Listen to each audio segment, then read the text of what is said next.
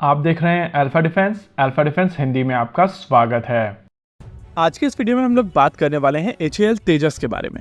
इस समय भारत में एक एक्सरसाइज चल रही है जिसका नाम है तरंग शक्ति, और ये एक्सरसाइज अब तक भारत में कंडक्ट की गई सभी एरियल एक्सरसाइजेस में सबसे बड़ी एक्सरसाइजेस में से एक है। माना जा रहा है कि 51 कंट्रीज को यहाँ पर इन्विटेशन दिया गया था और लगभग 30 कंट्रीज यहाँ पर पार्टिसिपेट कर रही हैं। अगर इम्पोर्टेंट कंट्रीज की बात की जाए तो यूएस, फ्रांस और जर्मनी के एसेट्स यहाँ पर काफी हद तक देखे गए हैं। और इस वीडियो के दौरान जिन एसेट्स के बारे में हम लोग बात करने वाले हैं वो जर्मनी का यूरोफाइटर टाइफून और भारत का LCA तेजस है।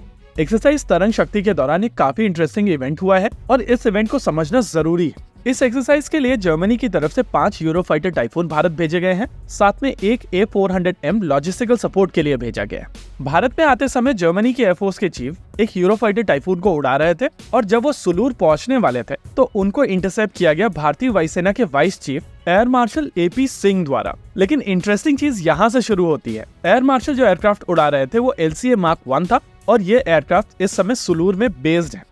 देखिए, हिस्टोरिकली तेजस को लेकर बहुत सारी बातें कही जाती रही हैं, लेकिन इस पूरे इवेंट के दौरान एक चीज आप समझ सकते हैं कि भारतीय वायुसेना की तरफ से इस एयरक्राफ्ट को पूरी तरीके से एम्ब्रेस किया गया है और वायुसेना अपने इस एयरक्राफ्ट को लेकर प्रैक्टिकली काफी ज्यादा प्राउड है। देखिए, LCA Mark 1 बेसिकली MiG-21 का रिप्लेसमेंट है, यानी कि इन एयरक्राफ्ट को भारतीय वायुसेना में इंटरसेप्टर रोल में इस समय इंडक्ट किया गया है। हालांकि ये एयरक्राफ्ट मल्टी रोल एयरक्राफ्ट हैं और ये दूसरे तरीके के मिशंस भी कर सकते हैं, लेकिन अगर एग्जैक्ट रिक्वायरमेंट की बात की जाए तो ये इंटरसेप्टर के तौर पर अभी इंडक्टेड है।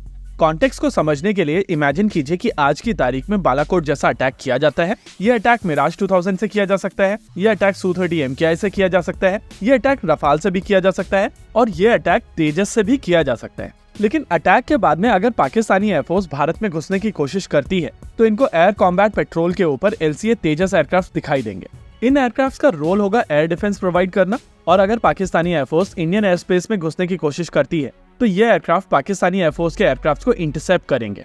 एक्सरसाइज तरंग शक्ति के दौरान कुछ इसी तरीके की चीज को डेमोन्स्ट्रेट किया गया है और यहाँ पर जर्मन एयरफोर्स का यूरोफाइटर टाइफून भारतीय वायुसेना द्वारा कंट्रोल किए जा रहे एयर स्पेस में घुसने की कोशिश करता है और इस कोशिश के दौरान एयर मार्शल AP सिंह भारतीय वायुसेना के वाइस चीफ अपने LCA तेजस Mark 1 में इस एयरक्राफ्ट को इंटरसेप्ट करते हैं।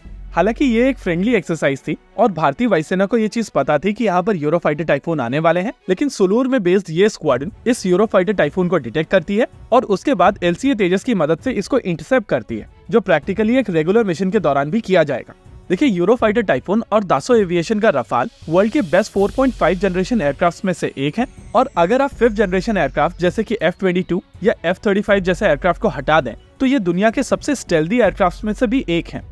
यानी कि भारतीय वायुसेना की इस स्क्वाड्रन की तरफ से दुनिया के बेहतरीन फाइटर जेट्स में से एक यूरोफाइटर टाइफून को ना ही केवल डिटेक्ट किया गया बल्कि ट्रैक करके उसको इंटरसेप्ट भी किया गया।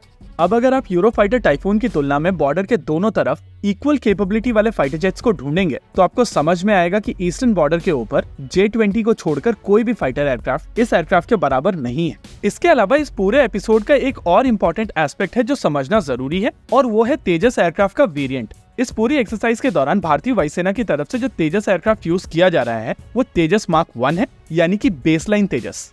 इसके बाद आने वाले समय में भारतीय वायुसेना को तेजस Mark 1A मिलेंगे और Mark 1A में भी उत्तम ईसा रेडार के साथ में एयरक्राफ्ट मिलने वाले हैं। पर्सनली मेरा मानना है कि उन एयरक्राफ्ट को Mark 1U कहा जाना चाहिए क्योंकि क्षमताओं में वो और ज्यादा बेहतर एयरक्राफ्ट होंगे और उसके बाद जो एयरक्राफ्ट भारतीय वायुसेना के लिए बनाए जा रहे हैं उनमें गैलियम नाइट्राइड टेक्नोलॉजी का प्रयोग किया जाएगा, यानी कि वो रेडार्स और भी ज्यादा पावरफुल होंगे। और यहाँ पर हम लोग बात कर रहे हैं तेजस Mark 2 की।